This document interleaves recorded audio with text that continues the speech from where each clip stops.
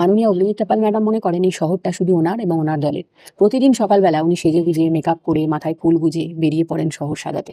কখনো হকারদের তাড়া করছেন, কখনো আবার ফুটপাতবাসীদের উপর চড়াও হচ্ছেন, কখনো আবার পুলিশ দিয়ে কেসও দিয়ে দিচ্ছেন। আর এই গরিব মানুষগুলো অসহায়ের মতন অপমান সহ্য করছে। তেমনই পার্ক স্ট্রিটে একজন মহিলা, মানে জীর্ণ শীর্ণ মহিলা, দেখলে মায়া লাগে, ফুটপাতের ওপর বাচ্চার দুধ গরম করছে স্টোভ জেলে। হঠাৎই মন্ত্রীর আগমন এবং তীব্র হুঙ্কার। ফুটপাতে স্টোভ জেলে দুধ গরম করছেন, মজা পেয়েছেন নাকি? ম্যাডাম, মজা করে ফুটপাতে কেউ দুধের শিশু পরিবার নিয়ে বাস করে না, আপনিও ভালো করে জানেন।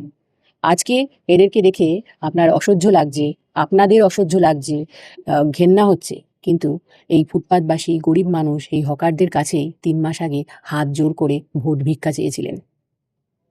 আজকে আপনাদের দলের সরকার এদের রুজিরুটি কেড়ে নিয়েছে, মাথা গোঁজার ঠাঁই কেড়ে নিয়েছে, কিন্তু দেখুন এরা একবারও হাত জোর করে আপনাদের কাছে ভিক্ষা চাইছে না, বিকল্প ব্যবস্থা চাইছে না। এরা চুপ করে দেখছে আর অপমান সহ্য করছে। তফাৎটা হচ্ছে এখানে, বুঝেছেন?